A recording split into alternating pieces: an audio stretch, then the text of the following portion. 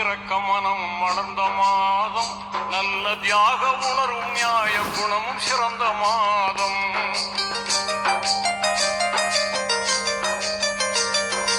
ஈகை குணமும் இரக்க மனமும் வளர்ந்த மாதம், நல்ல தியாக உணர்வும் நியாய குணமும் சிறந்த மாதம்.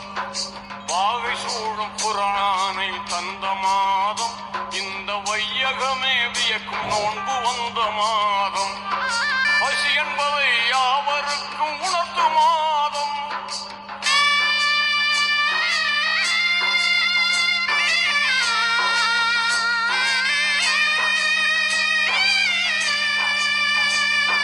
பசி என்பதை யாவருக்கும் உணர்த்து மாதம், நல்ல பண்புடனே தக்காத்தை வழங்குமா